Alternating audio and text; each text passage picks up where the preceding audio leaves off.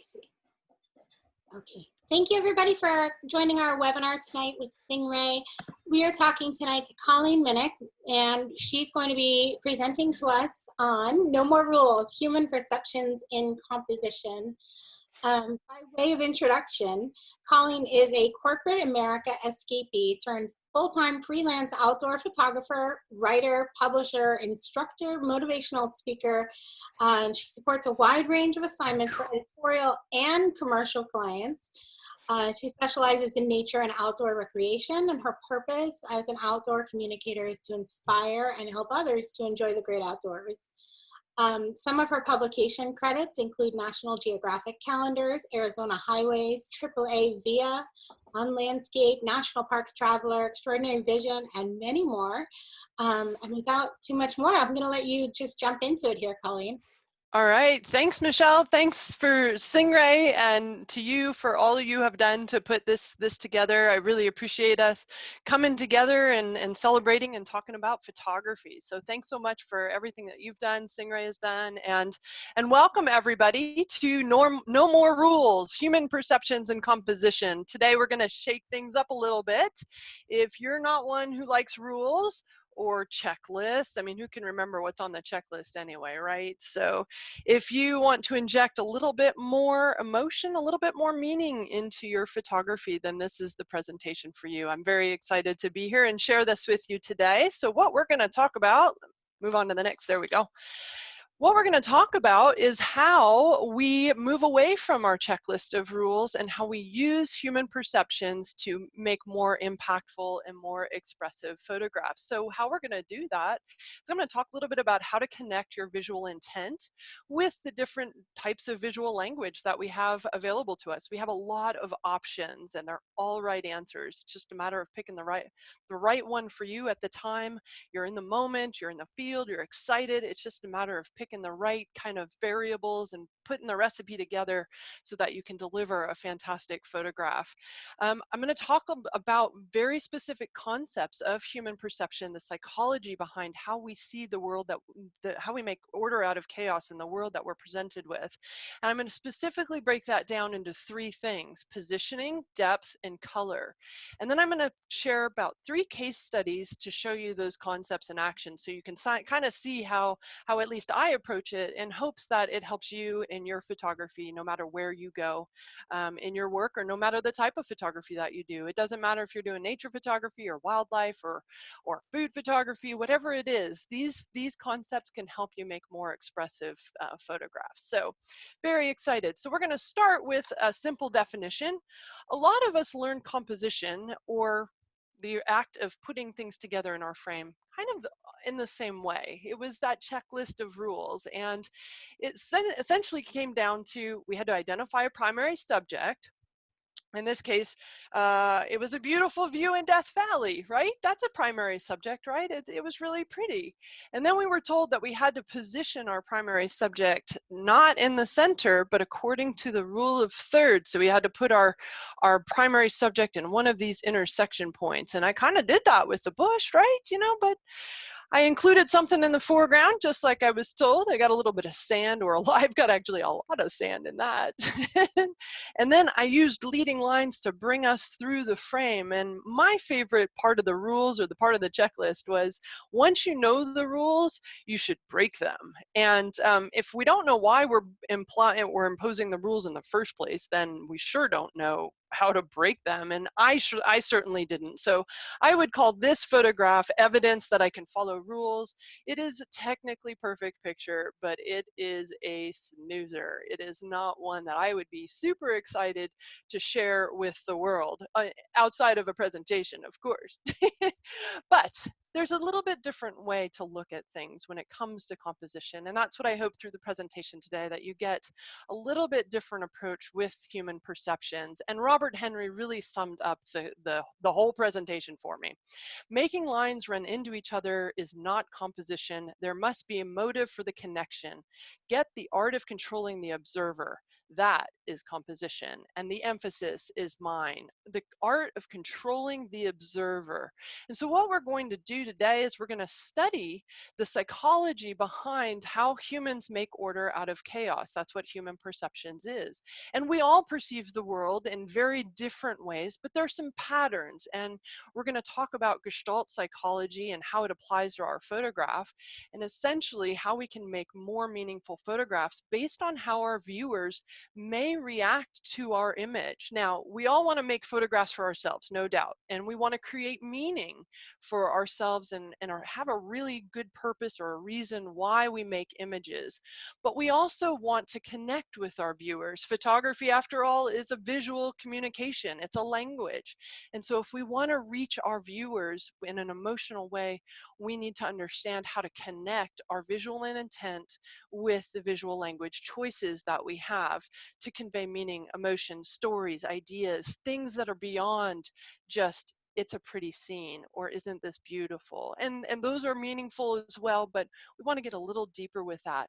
And there's a whole menu of choices that we have available, as you're going to see today. And it's think about if you were at a restaurant or you drove up to a drive-up window, you were presented a menu of choices, and they're all right answers, all of them. You're going to drive up to the window and you're going to see somebody dressed like me with a headset like me, and they're going to say, "Can I take your order, please? Or would you like fries with that?"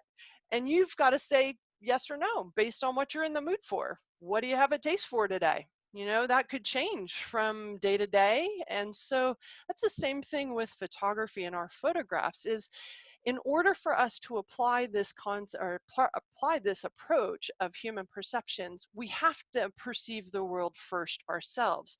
We have to know what it is we're trying to accomplish with our photograph before we compose, before we shoot. And so how I get to this point is I ask myself, what am I responding to and why? And then I ask myself, if I want to get into a little bit more creative space, what else is it? So this photograph is of a yucca, some trees, a beautiful scene looking out to a place called Roosevelt Lake. But it's more than that. It has a lot more meaning, at least to me, and I've called this Happy Today.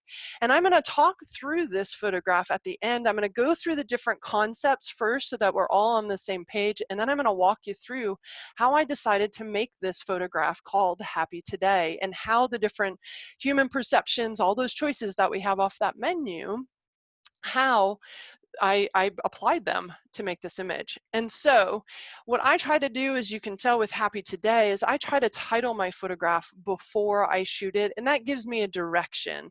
And a lot of times I have to use my words, so I have to express myself verbally before I can get to a visual, like what am I trying to do here? And once I have this intent, once I have this message, all of the compositional choices that I have available to me depend on that intent. So I'm going to come back to Happy Today, but one of the things that I'd like for you all to do is pay attention as I go through this presentation, as I go through the different concepts, ways that you would express the word happy. That implies a fair bit of energy. So I want you to key on some of the things when I talk about energy or lines and layers and how we convey such energy, what I might have done. You can reverse engineer what I've been trying to do here in this photograph. So there is a lot to human perceptions. And in fact, there's a book, I don't know if you guys can see me, Art and Visual Perception by Rudolf Arnheim. It is considered the Bible of visual language and visual perception as it pertains to art, not necessarily photography, but art. And it is 508 pages. I cannot get through 508 pages in a 40-minute presentation. So I'm going to narrow it down to just 3 things. And for me, these are 3 really key things that I pay attention to when I'm in the field and I'm visualizing what's happening, how I'm responding.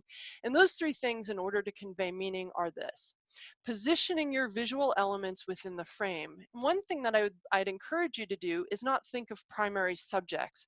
You have a lot of things going on the frame. You have a lot of visual elements going on, and we have to balance all of those, how they relate to each other. So think more in terms of visual elements, shapes, lines, contours, things like that, as opposed to a primary subject, and you're going to position it in one place in the frame.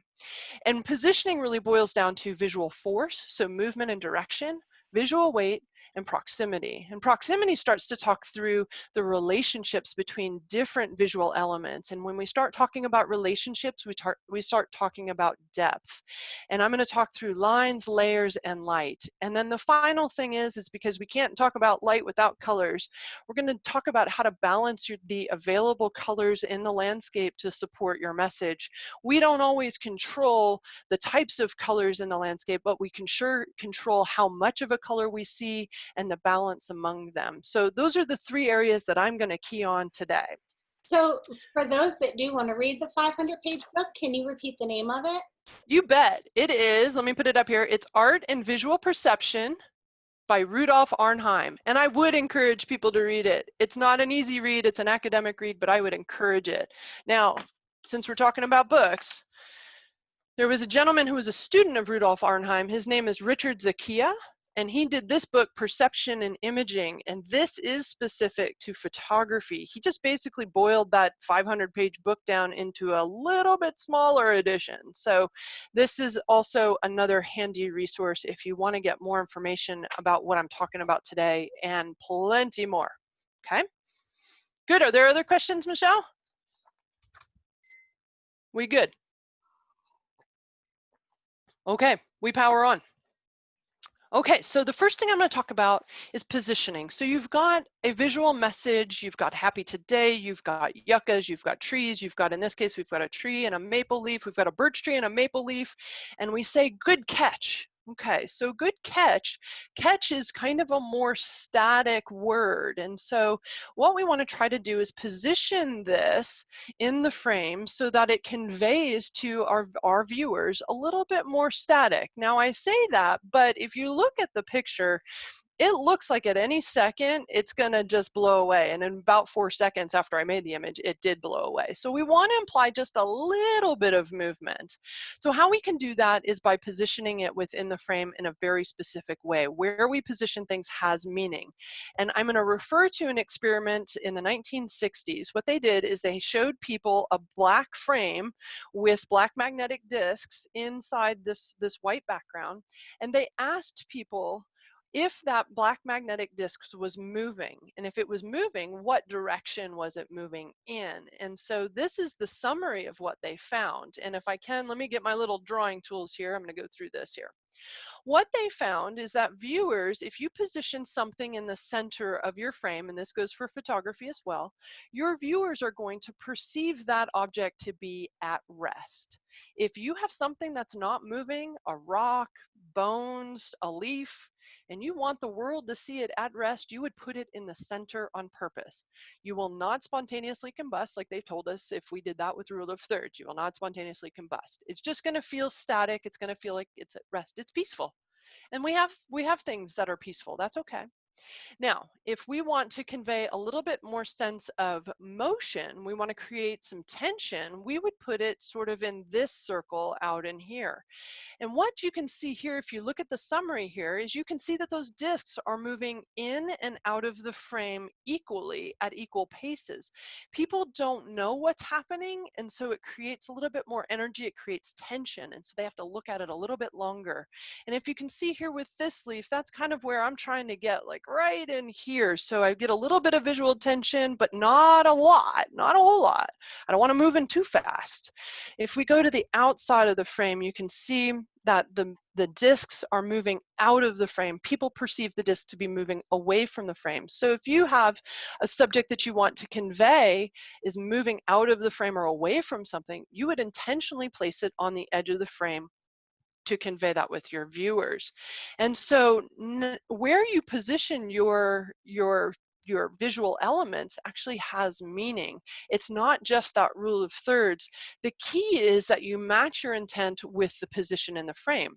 For example, if you had something that had a lot of energy and you wanted to convey that energy and you put it right in the center, your viewers aren't going to interpret that. And vice versa, if you have something at rest and you put it in a higher energy position in the frame, people are going to perceive that to have energy even if you don't want to. to. And I think back to my images when I was trying to apply the rule of thirds.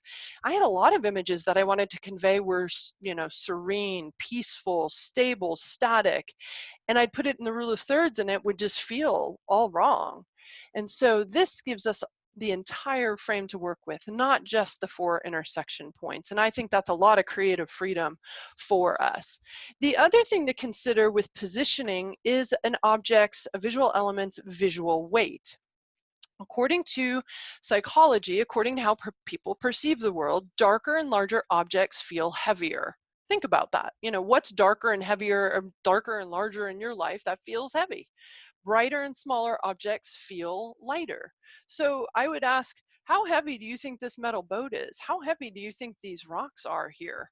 Well, they're pretty heavy. So where we position those in the frame gives us a little bit different meaning. And so what that looks like is based on our expectations of gravity. Things that are dark and big, and if they're at the bottom of the frame, they're going to feel like they're at rest. How fast is this boat moving? It's not moving very fast at all. And so it feels like it's at rest, and I want it to be at rest because we expect that. And so as a viewer, you will feel like this is maybe even a little bit calming. It's expected. If I were to put it at the top of the frame, you can see how it feels like it's falling. There's a lot of energy. Now, I obviously wouldn't compose this scene upside down, but I want you to see how that feels. So objects that are brighter and smaller are at the top of the frame, they're going to feel like they're floating. That's what we expect. But if they're at the bottom, it feels like they're pushing, they're holding the roof up, right? Raise the roof. They're holding up the energy, and so there's a lot more energy. It's unexpected, and so it creates a little bit more visual interest. So what I do with let me come back to I this. do have When a I like, question yeah, on movement. Does the shape and asymmetry of an object affect its perception of movement? it does. I don't have time to get into the different shapes, but like triangles have a little bit more energy. Circles have a different kind of meaning. There's all sorts of symbology when it comes to shapes. Yes. Okay. Yes. Yep. And that's going to be in some of these books that we have here. Yep. Definitely. So one of the things that I do in the field is I pay attention to my tonality, and this does overlap a little bit with light. But when I'm in the field and I want my skies to be a little bit darker because I want them to feel heavier, I'll use a 3 or a 4 stop graduated neutral density filter to hold back light. And you're going to see that in a couple of examples later. But if I want the foreground to be darker, I'll actually turn the filter upside down, and I will darken the bottom on purpose based on how I want people to perceive gravity and how it relates to my visual elements. Yep. So the next thing that we have to consider with positioning is how they relate to each other. So it's not just enough to, pay attention to a primary subject and, be done with it. We've got to figure out how things relate to each other.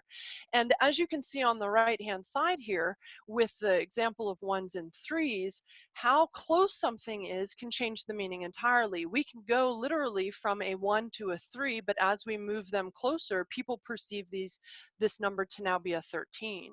And if we move them right on top of each other, we get a little B with a flare to it. So as things get physically closer to each other, the meaning changes completely. So in this photograph, this is called Meet Me in the Middle. And so I intentionally put this guy right down the center of the frame, get a little bit of symmetrical balance here on either side. So we have nice and balanced.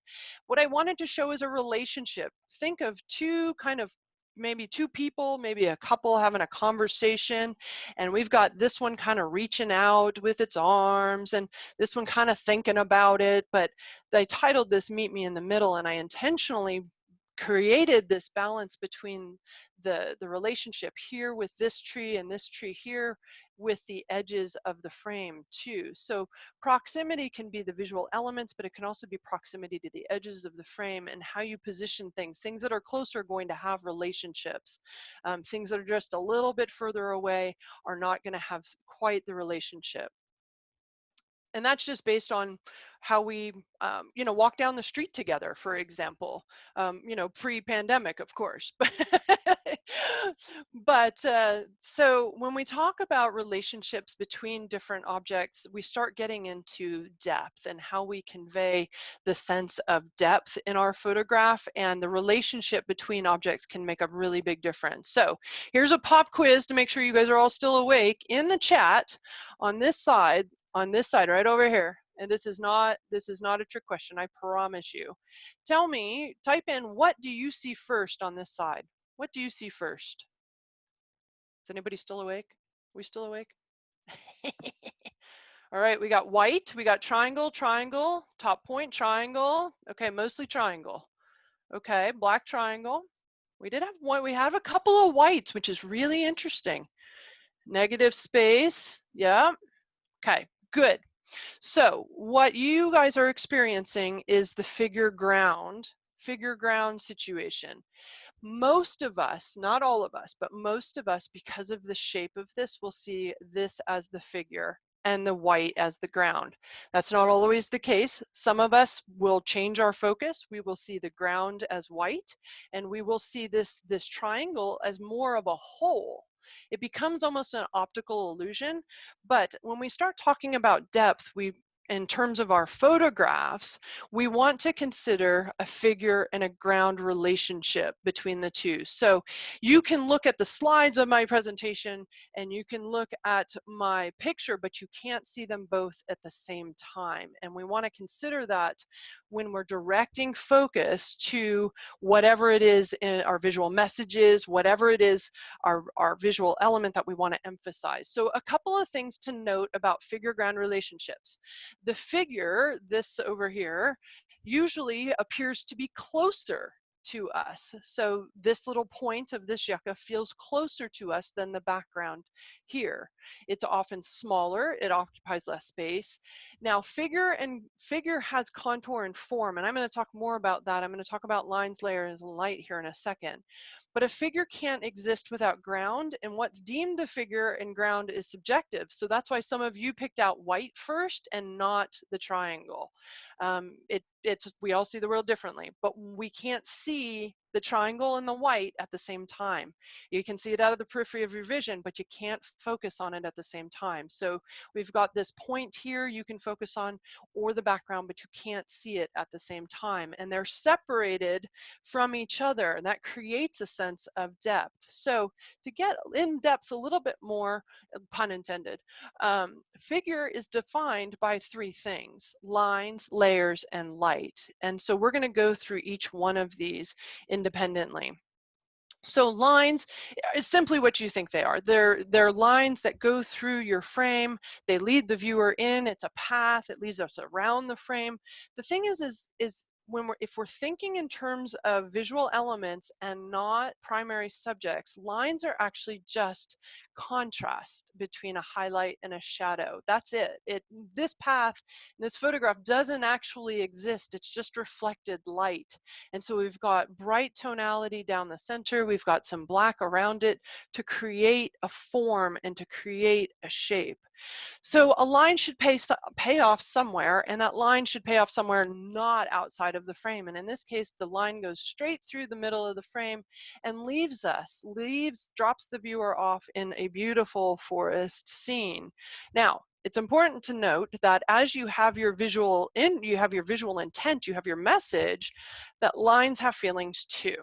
And so your lines can convey a tremendous amount of meaning and emotion depending on how you depict them. And moving around can change a straight line into a diagonal one, or vice versa. So horizontal lines and vertical lines tend to have a lot more power than wavy lines or diagonal lines. So in this case, we've got a nice strong set of forests. We've got a nice set of trees in the forest, a lot of strong.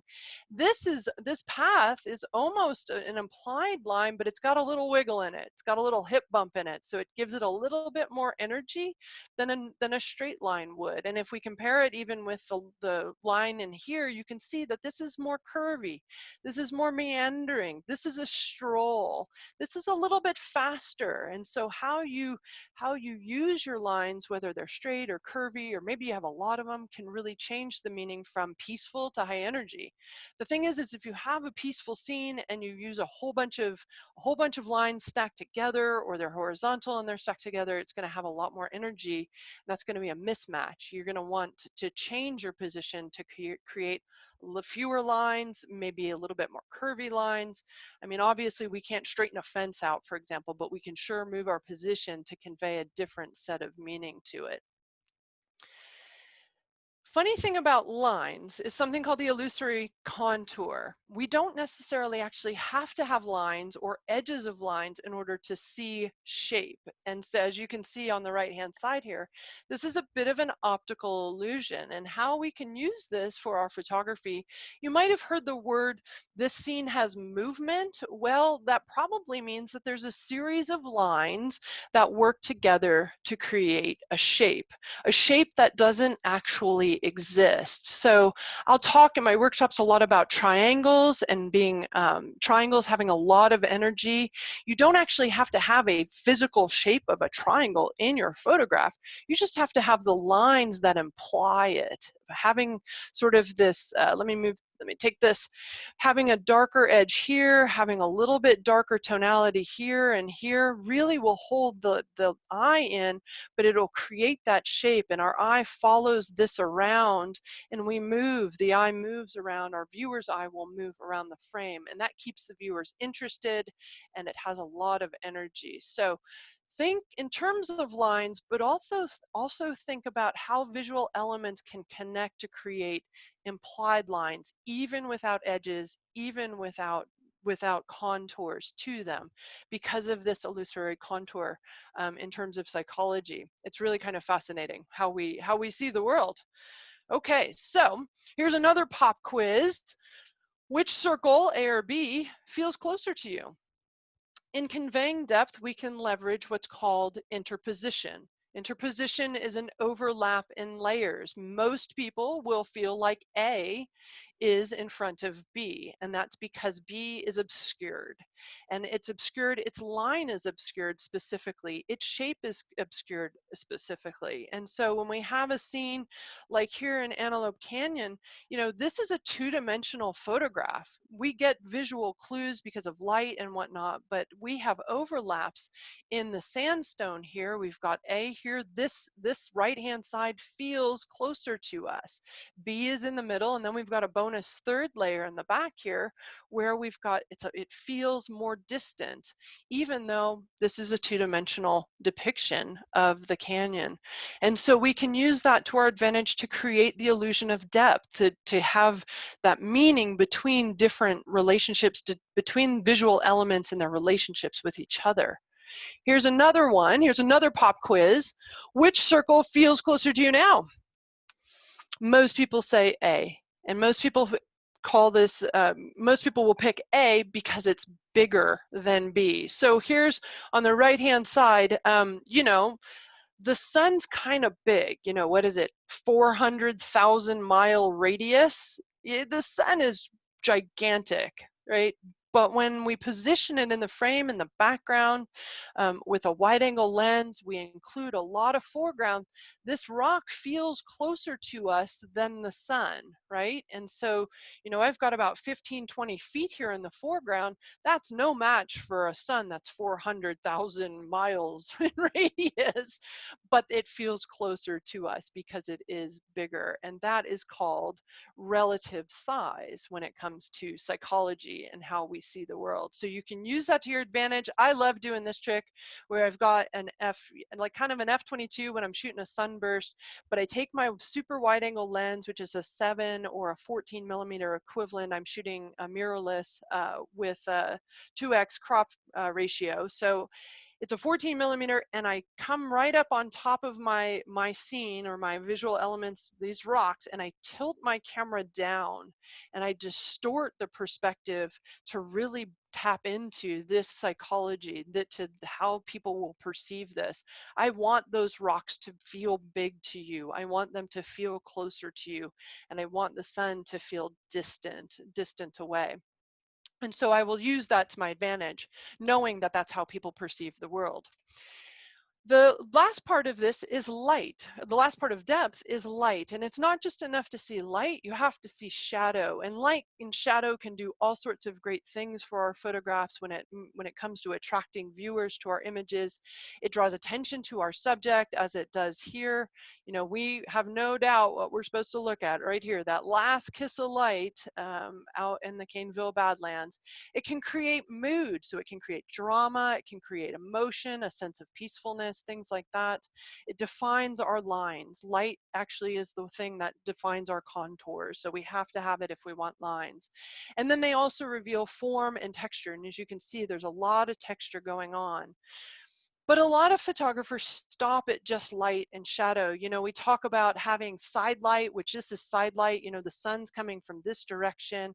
We've got a really beautiful highlight there. And we've got really pretty blue shadows on this side. I'm going to talk about color here in a minute. But we've got this juxtaposition between warm and cold colors. But a lot of people don't think about the rest of the image. What's going on in the rest of this image? There's still shape, there's still contour, there's still lines.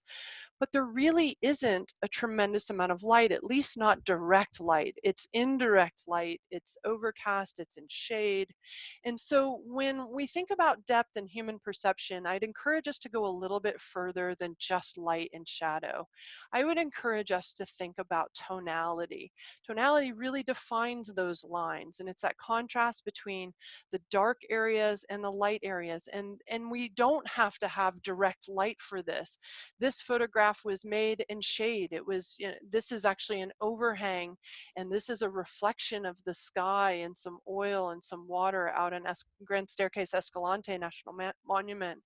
And so the eye is going to go to the brightest part of the frame. It's going to be attracted to the whites, and the darks are going to recede into the background. They're going to be a supporting cast member to us, so we can use that to our advantage. What I like to do is I like to sometimes shoot in monochrome. I shoot in RAW format, but if I shoot in monochrome, what this does is this helps me see the contrast. This helps me see the blacks and the whites and how much I've balanced between the two, how they relate to each other. And it's not just about a bright light and a highlight and a shadow, direct light or a shadow. It's about tonality. And so I will use this in monochrome. Sometimes I'll do this in my processing software just to check to make sure that I have the light that I want, and I have no problem in processing. If I don't like where the light, I don't like where the viewer's eye is being directed, I'll lighten that area, that visual element, that area. I'll lighten that area so that people will see that because of how people perceive light and tonality.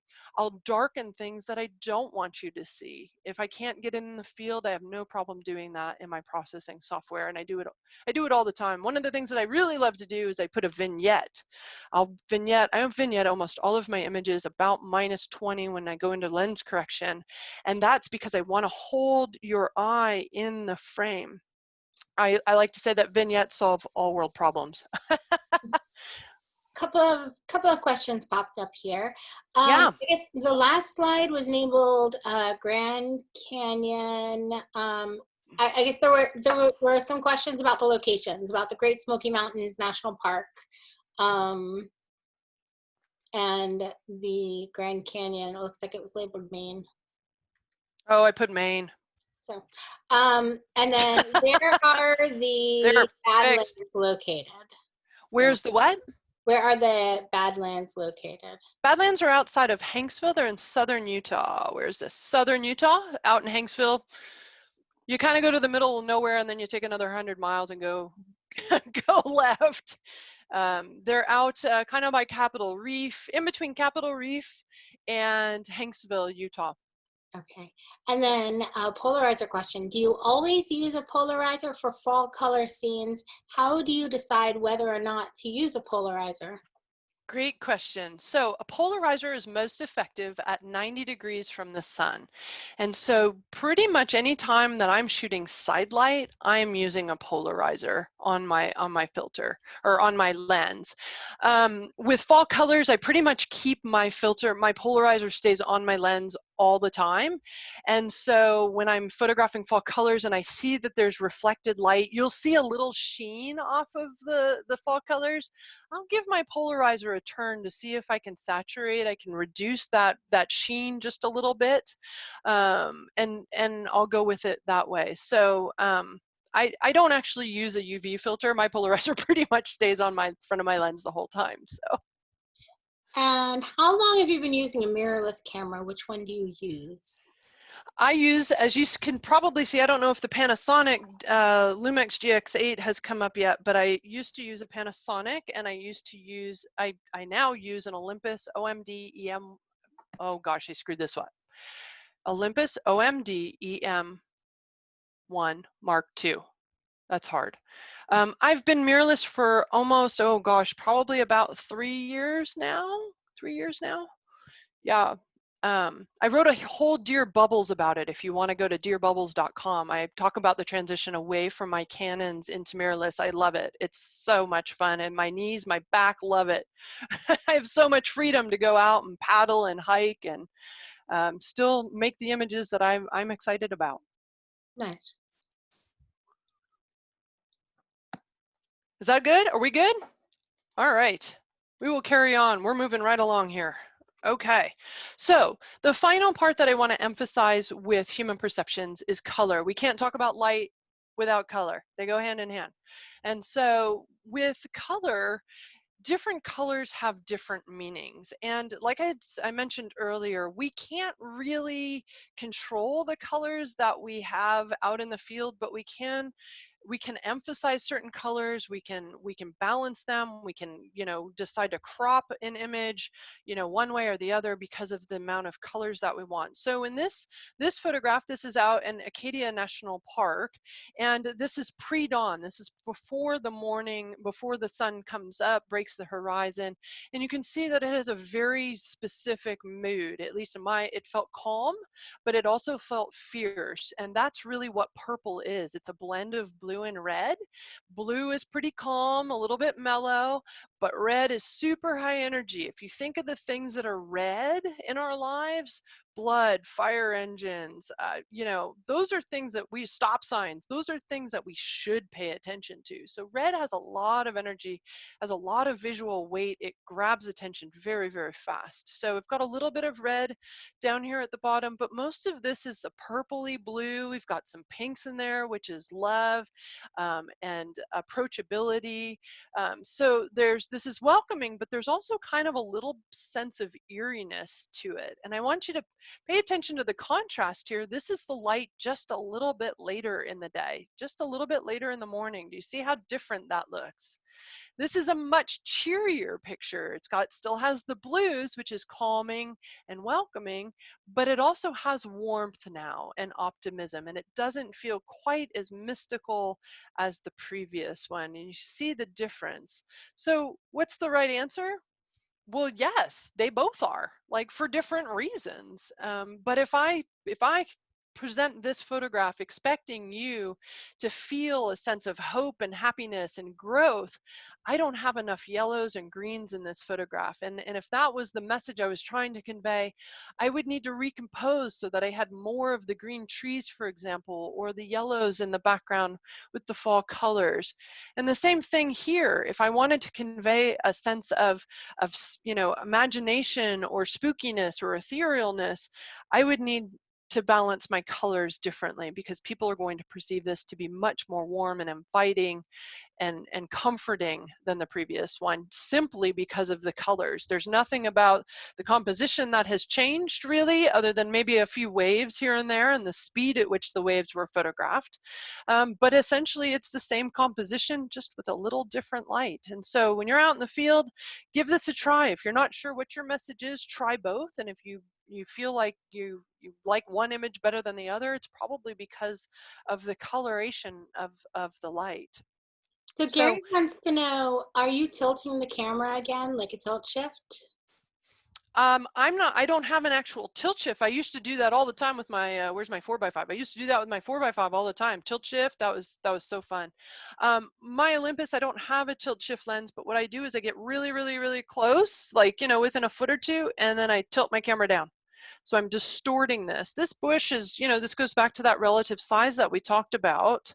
Relative size, let me get my drawing tools. Let me get my little, there we go. You know, this bush is probably, you know, a foot or two in diameter. It's not very big at all, you know, compared to the trees that are, you know, 100 feet tall, 80 feet tall. So relative size, we've got that balance again. This feels closer than these trees because of relative size. I do that actually a lot in my photographs. And we have a couple Anytime of questions you see about, 7mm, that's anytime you see 7mm right here, I'm probably doing that. so a couple of questions on color. John said, I noticed a lot of your compositions, you use the cinematic trick of juxtaposing warm and cool colors, orange versus blue mainly. Is that purposeful or a byproduct of living and working primarily in a desert landscape?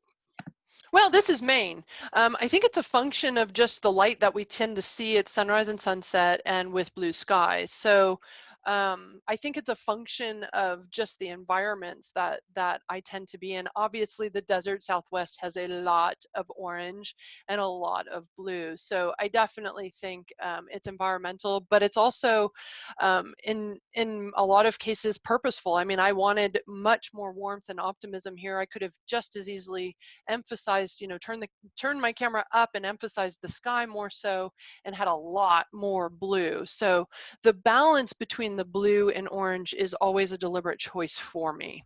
So even though it's my raw materials that I'm working with, an abundance of them, how I balance them is a deliberate choice. Great question. On your color wheel, are opposite colors complementary? Yes, they are. So red and green would be complementary, but they also have that juxtaposition, that visual tension. So if you have a lot of red and green balanced out together, you're going to have tension between those two colors because people are going to wonder, do I freak out? Do I have a fight or flight response to red? Or do I feel at peace and growth and harmony? Green we associate with agriculture. It's how we get our food. So we have a much different relationship to green than we do reds.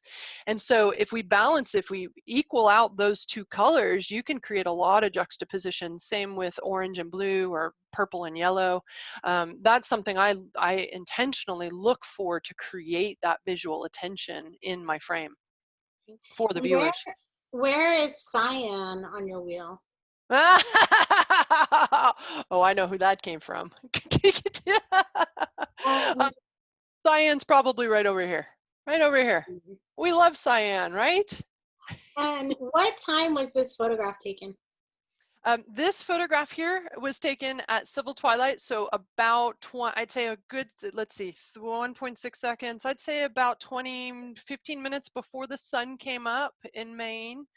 And then this one was probably, let me see, 1/5 of a second. This is probably not that long after the sun came up. Maybe just a few seconds after the sun came up, maybe a minute or two. So right at sunrise. This is dawn, and then right at sunrise.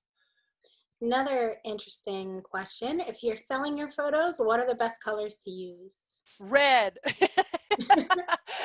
Actually, it's true. I was told very early on that if I wanted to double my sales as a landscape photographer, all I needed to do was plop an individual in the landscape wearing a red jacket and putting their hand on their hip and pointing.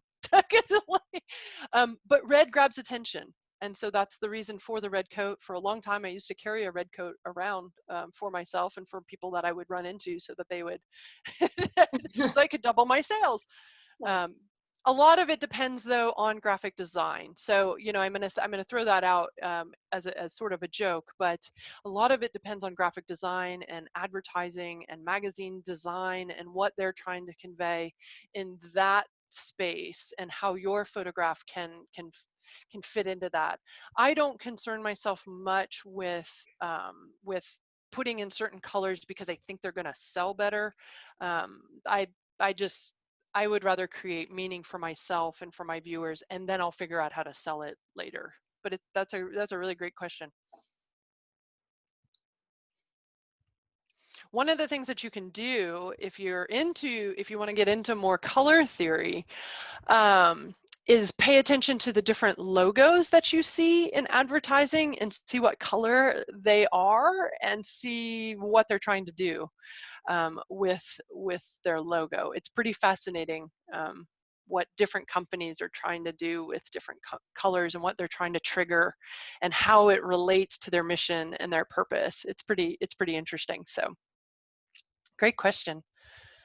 Okay, so I'm going to jump in now. Now that we've covered sort of the three areas, the three different concepts of human perception, what I want to do is I'm going to dissect three of my images, starting with Happy Today, which is one that I showed you earlier.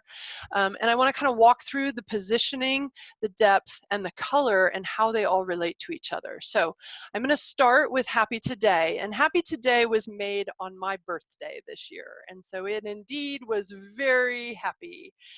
We were in the middle of lockdown orders and quarantines and all of the craziness. This was back at the end of April, and I needed to socially distance in the wild. And this is a location that's relatively close to my house.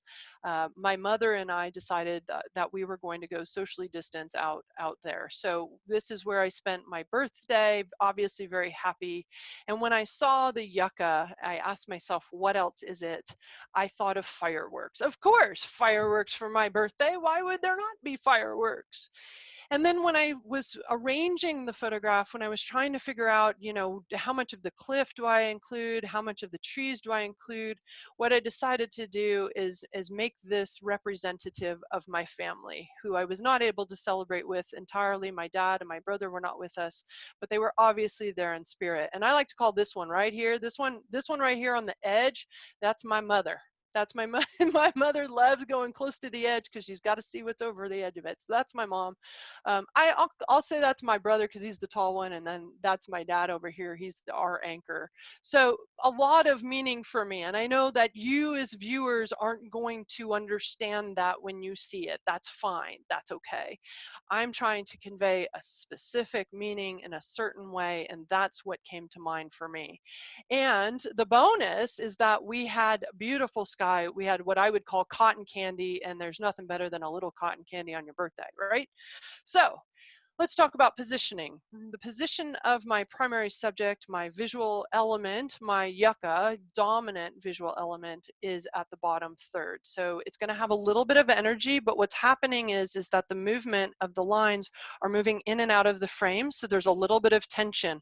I wanted that to be just close enough, but not close, but not out of the frame, so that it tried to pull you out of the frame, like fireworks do, right? Fireworks are radial, right? They burst, and so they pull you in all sorts of directions. I used a neutral density filter to keep the sky a little bit darker.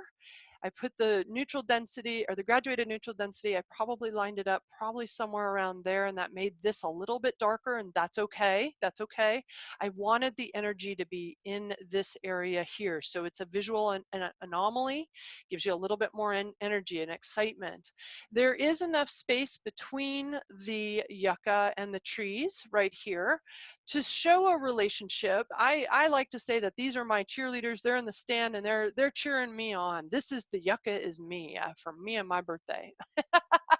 Yes, I really do think this crazy out in the field, and I don't care because it makes photography super fun, super exciting, way better than standing there going, did I get a primary subject? Did I follow the rule of thirds? Did I get a leading line? This is way more fun. Okay, so I moved the trees so that there was equal space between my family members here than the trees, because we can't play any favorites, right? They gotta have their space.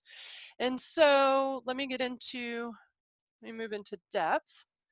So depth, the yucca is the figure. So that's where you're going to focus first. It's going to be the triangle of the frame, and then everything else is the background. That doesn't mean that we change. Like as you move through the image, you're going to have figure and ground shift on us, and that's okay. The yucca is overlapping with the cliff, so we know that the yucca is closer to us physically.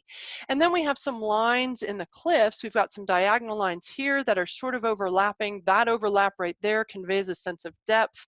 We've got a little bit lighter tone in the background. It's a little hazy, a little less saturated, so we see that it feels distant, feels away from us. And like I mentioned already, the dark tones were at the top and the lighter tones were at the bottom. And I had a little bit of side light, as you can see. You know, this is a shadow, and this is not really a highlight, but it's certainly a lot brighter than this area in here. The next thing that I'll cover is On your lens here, does the 7 to 14 have a curved lens? If so, how do you put a filter on it? very, very carefully. I can watch. I have to put it. I don't have a filter holder for this, but if you position it so that you don't get any reflective light in it, you can do it. So it's a little bit of a trick, but you can do it. It does have that 7 to 14 does have a bulbous front, but you can do it if you're careful. Good.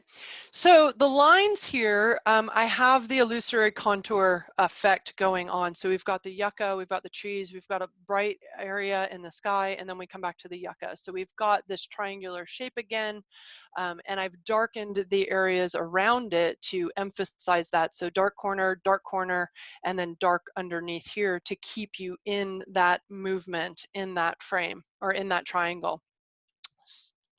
So that, let me go to color. So again, I wanted to convey a sense of energy. Obviously, happy has a lot of energy to it. I didn't have a lot of reds, oranges, and yellows to deal with, right?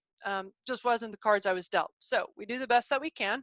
Green is growth. Growth, I was getting older. If that isn't growth, I don't know what is. And I was okay with it. So harmony. Pink is love. Obviously, I've got love. I've got my whole family relationship in there. And purple adds a little bit of mystery to it, just a little bit more ethereal, a little bit more a feeling of dusk and the day sort of ending. Or if you're not clear on where this is or the light, it could be the day starting as well. So that's happy today. And this doesn't work just on landscape photographs. It also works on macro scenes or smaller scenes. So this is a photograph that I've made called Unfurl Your Tendrils. And it was inspired by a Georgia O'Keeffe painting, the painting that you see on the screen here. And when I saw this sago lily, I just lost my mind. I've seen a ton of sago lilies. I've just never seen it curled up like this, the petals just curling like that. So I just got so excited. The spirals were moving, and it was kind of like a starry night, a Van Gogh starry night. I just thought that was moving. It was kind of playful, but it was still delicate and soft and even ethereal. And so I really keyed off the impressionistic approach that Georgia O'Keeffe took in her paintings. She did a lot of circular abstract paintings, and so I've studied her work, and I love that about her. And so let's go through positioning, depth, and color again. So positioning, I tried a bunch of different ways to just focus right on here. And every time that I tried to cut, get closer and cut, things off, I just always felt like it was too tight. And so I actually intentionally centered this and tried to give even space all the way around the frame so that it felt more balanced. The shape is a little bit asymmetrical, but in fact, it feels pretty static. It feels pretty stable and at rest because it's not, the whole shape isn't centered, but the white tonality is really centered within the frame. I used my focus point. I used selective depth of field.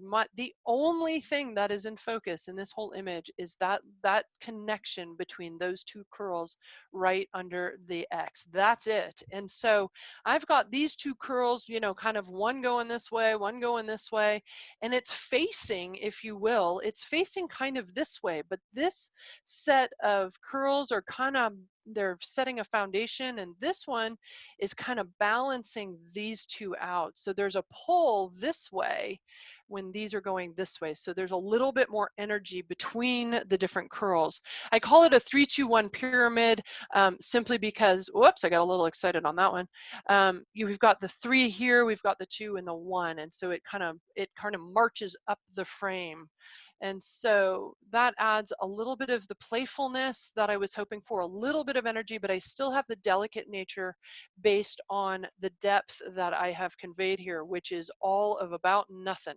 So the two curls would be the figure. We've got a whole lot of ground though, and with the selective depth of field that I used with the f2.8, I had to, the viewer's looking for focus. Our eyeballs, when we talk about human perceptions, our eyeballs do not want to see things that are out of focus. It's actually very difficult because our eyes try to actually focus that, and it's impossible. And so we flock, if you will, to the places that are in focus, which is going to be right here. We've got a lot of curvy lines, so they're moving, they're meandering a bit, but they're still playful, but there's not a lot of energy, but the fact that they're moving in different directions gives them even more energy than they otherwise would have. Now the lighting here is interesting. This is under a diffuser. It is under even illumination. There was a little bit of shade, so I wanted to even that out using a diffuser. And so really where we're getting the sense of depth from light is the dark tone and the light tone here. So, and then the dark tone here and the light tone here. The contrast between the tonality, not the idea of a highlight and a shadow, but rather the dark and the light tones working together. And because, you know, the sago lily happens to be white, it's grabbing attention, and I've used a dark background. And I spent a lot of time trying to make sure that that background didn't have any white in it. I didn't want anything distracting in that background. I just wanted the green grass that was a little bit in the background, a little bit further away from this is the top of the flower, obviously, but I positioned myself so I didn't get any of the other flowers that were blooming around it. And that took some doing, but it was worth it, I think. And then finally, color, the colors that it conveys. How the image should make you feel is perfection, innocence, purity is associated with white. The green, we go back to the growth and the harmony. This flower is obviously growing. It's very much alive. And so there's little hints of pink. I love the little hints of pink, and that gives us that love and the harmony and the approachability. So hopefully this feels inviting, but feels like it's pure and innocent as well. So Colleen, when you're composing, do you step through these various considerations, or is it more intuitive with the detailed explanation after the fact? Very good question. So when I first started learning these, I had to go very methodically through it. I went, you know, so, okay, what am I trying to do here? What does this mean? And I was very, very, very, very slow at it. Now it's more intuitive. It's like anything. If you practice this, it'll become second nature. You just got to repeat it over and over again. So no, I'm not standing in the field going, oh, I think white has a symbol of innocence and purity. I'm thinking about that in terms of, does white support what I need to do for my visual message? Does that factor in? How much of the white do I need? How, you know, do I need less of it? How much of that? All of the meaning is already soaked into my brain. And, you know, there's lots and lots to learn still with visual perception and human perception, but certainly these concepts, I'm not in the field going, okay, let's think about this. I am very over analytical though, so there's hope for us. What did you use for a scrim to diffuse the light on the lily? I have a diffuser. It's by Impact. Let me see if I can find it. Hang on. I've got a, oh, where is it? Oh, it might be downstairs.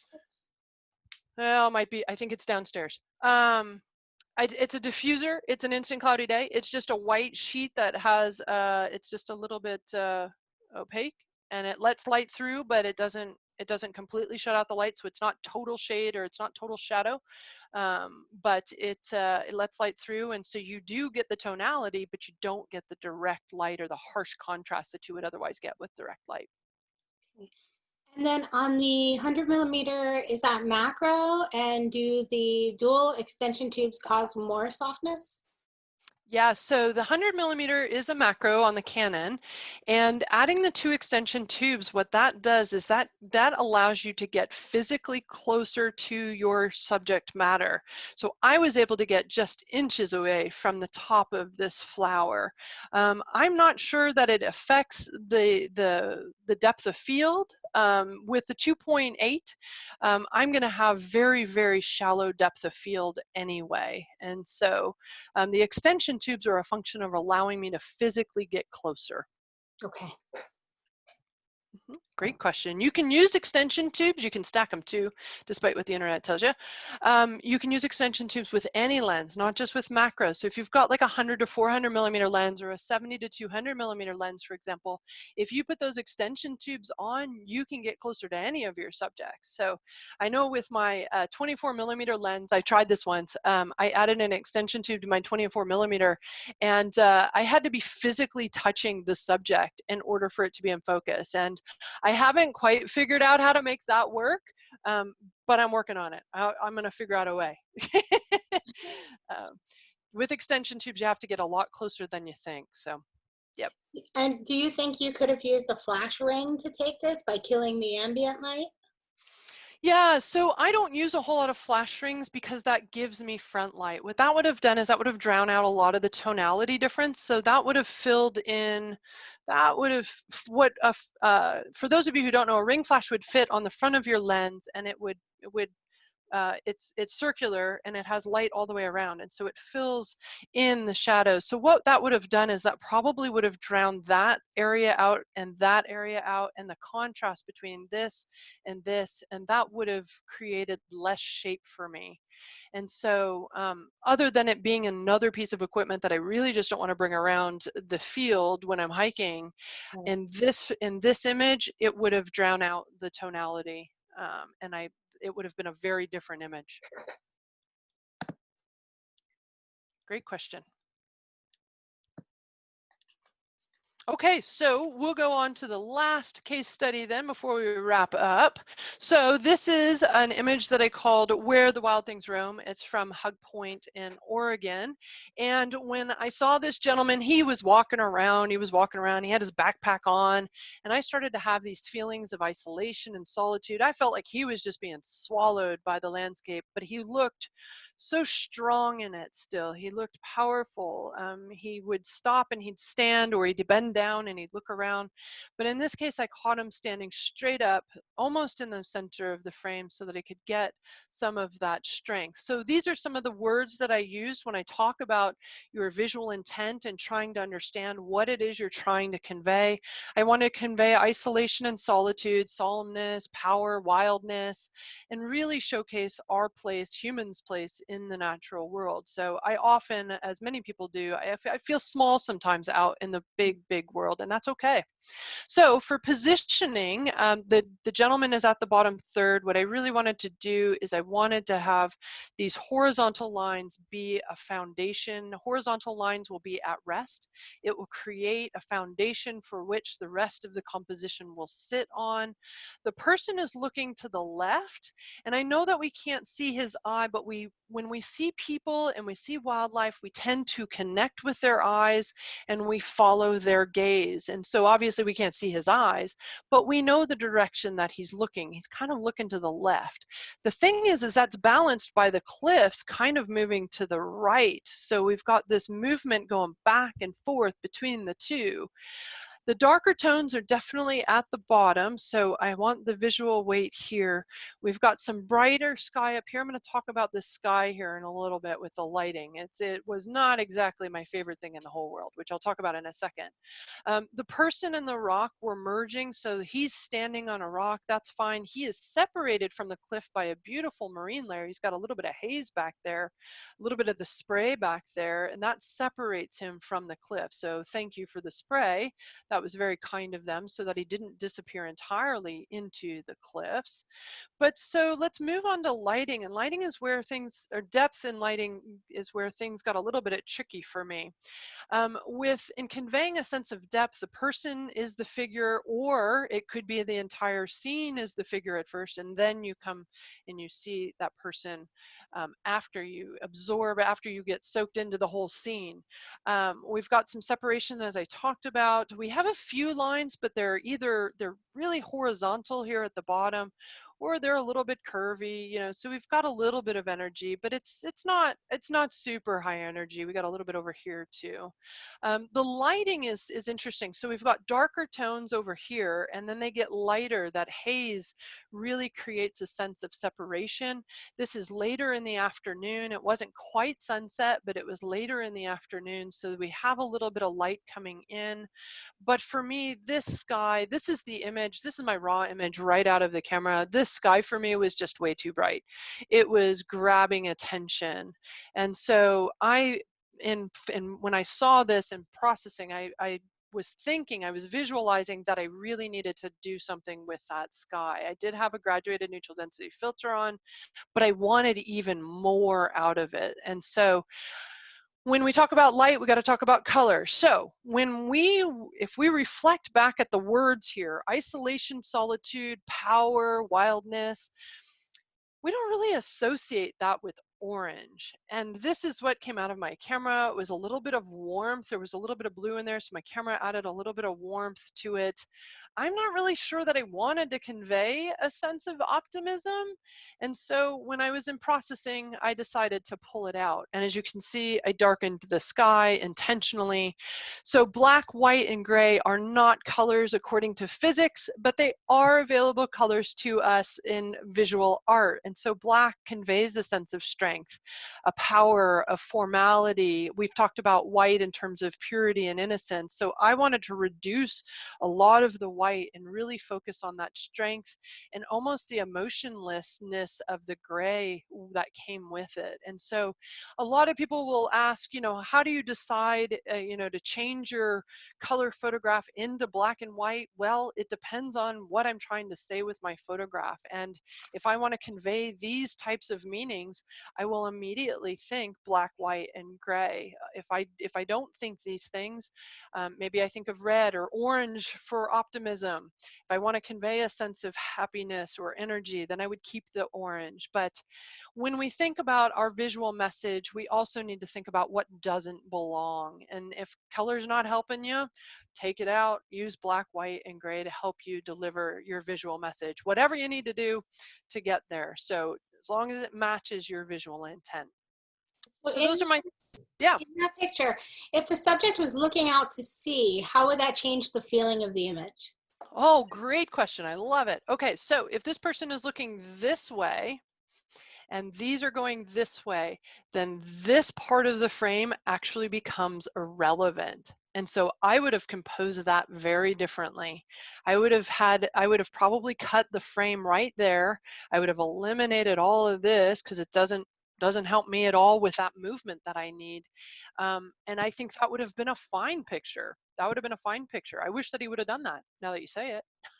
It would have just been different than this one. Great question. And then a couple people want to know which of these photos were shot on a tripod or not. Oh, let's see. Well, I won't go through every single one, but I would say that 80–90% of my images are shot off a tripod. Unfurl Your Tendrils was not. Because I'm coming up and over the top of it. So I was right on top. Generally anything that's like in a 1/5, 1/8, 1/10 of a second range, I'm definitely on a tripod. But almost all of my landscapes are off a tripod. So. And how much research do you do before heading to a location? How long does it take you to hike to scenic photo sites? What do you expect? Like the natural history as well as the human history surrounding the parks, forests, seashores, deserts? How in depth do you get? All of that. Yes. All of that. So I've been kind of going back and forth between trying to learn as much as possible about a location versus learning nothing at all and letting me discover the landscape for the first time in my eyes. So I do both. But I find that it helps me connect more with the landscape when I have more knowledge about the location. The key with collecting knowledge and using it and visualizing what you might see or what you might photograph is that when you get on location, you want to release all your expectations. And so when I go into the field, I have zero expectations about what the light should be doing, what I might photograph. I have no preconceived notion of what might transpire. And that's because I want to respond to the landscape in that moment at that time. How far do I hike to scenic places? It depends. Sometimes it's what we call roadkill, which is you just park the car, you roll out of the car and you start shooting. Sometimes it requires, 8, 10, 12 miles. I do a lot of paddle boarding. And so it's not beside me to paddle 12, 15 miles to get into a location and photograph there. So it really depends. Can you discuss your view of portrait versus landscape orientation? Oh, sure. So portrait, horizontal. Horizontal uh, orientation tends to feel more peaceful. And that's because there's a lot more room for the visual elements to work together. The real estate is exactly the same, but an image like this has a lot more tension because it's in vertical nature. It feels from right to left, it feels like there's not the same amount of space for the visual elements to work together. It's the same amount of real estate. It's all about how we perceive the world. It's really crazy. So if you want more dynamic energy, you want stormy, you want threatening, you turn vertical. If you want peaceful, serene, you turn horizontal. If you don't know, you shoot both. If you're at the bottom of the Grand Canyon and you don't know and the light's happening, you shoot both.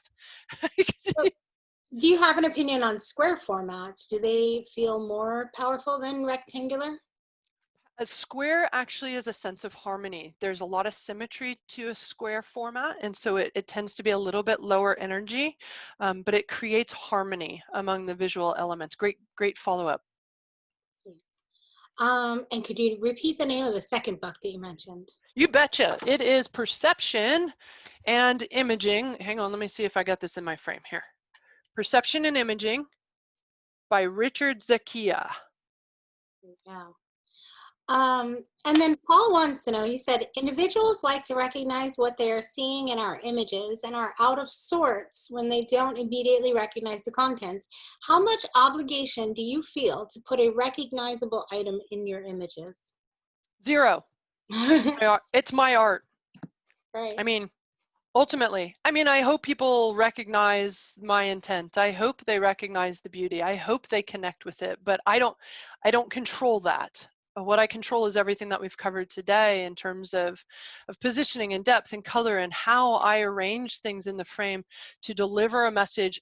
I just throw this stuff out there, and how people respond is how they respond. I don't control that. So I don't feel, especially when I'm wrapped up in a moment like this one in the Grand Canyon, like I'm wrapped up in a moment that's so magical. Like I'm sorry, I'm not thinking about not thinking about how people are going to respond to, my square or my triangle. I am in terms of making sure that my visual message is delivered, but I don't have any thought as to whether they're going to like it or not.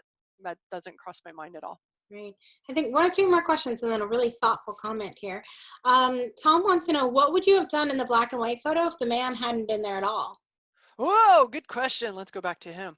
If Challenging. he's not there. Ooh, that's a good question. If this dude's not there, I probably would have gone right here.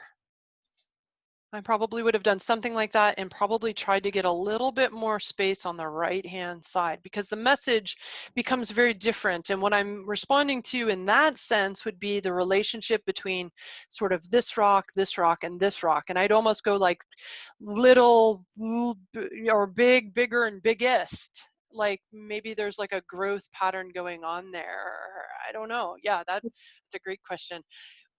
If I can encourage anything, I would encourage these kinds of questions with all of your photographs. This is phenomenal visualization. It's going to give you new ideas.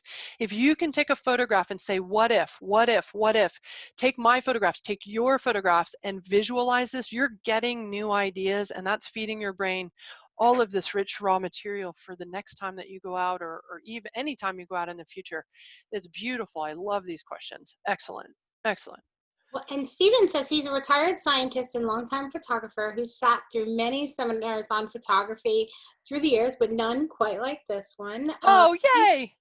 He said, it's hard for me to imagine using all of this in the field, but your comments about moving from the analytical to the intuitive in the field with practice were encouraging.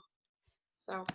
Excellent. Yeah, Stephen, just keep practicing. What I would recommend is, maybe and this is a great way to summarize and recap what I've talked about. Pick one of these things. We've thrown a lot at you, and of course, there's a 508-page book waiting for you. So pick positioning, for example. Play with visual force. Play with moving your subject matter, your primary subject, your visual elements, whatever you want to call it. Try moving it around in the frame. Just pick one scene and move things around and see how that feels to you. Maybe change the relationship between different visual elements. Just pick one of these things to practice, and it will become second nature. So I've talked a lot about positioning, how visual elements, how moving things around can change the meaning, how creating the illusion of depth, how we have overlap, we have relative size can change, how we perceive what's closest to us and what's furthest away from us through layers, lines, and light, and then balancing colors, how colors play into our compositions. And if I can leave you with this gem of a quote from Edward Weston: consulting the rules of composition before taking a photograph is like consulting the laws of gravity before going for a walk. And the point of this is that you all already perceive the world. You guys are a part of the psychology of human perception, all of us, all humans. So we already intuitively know these things. Part of this is just paying attention to these concepts, paying attention to yourself and how you see the world around you. So with that, that's my story and I'm sticking to it. Are there other questions, Michelle? We do. We have two left here. I noticed many of your landscapes are around f8. How important is keeping front to back in focus? Well, it depends on the image. It depends on your visual message. Sometimes it's super, super important, and sometimes that's not what you really want to convey. So F8 is a good starting point, but it is not always the end all be all. There's an app that I use on my phone. It's called Dof Calc. Just type in depth of field app, and you can get it on your phone. And you can play with the different ranges. So what I try to do is I define my visual message, and then I ask myself, how much of the image do I want in focus? What do I want to emphasize? Where? What do I want the figure to look like? How much of the ground do I want to include? How does that work? And what the relationship is together. So F8 is where I usually start, but that's, as you can see, is not always where I end. It really depends. But if you want to learn more about that, check out that depth of field app. There's a bunch of them. Just pick one. They're all the same. They're just conveyed a little differently. And then how do you overcome the bias in the traditional rule following judges when you're entering higher end photo contests? I don't enter photo contests, but I do know people who do, especially in the camera club realm.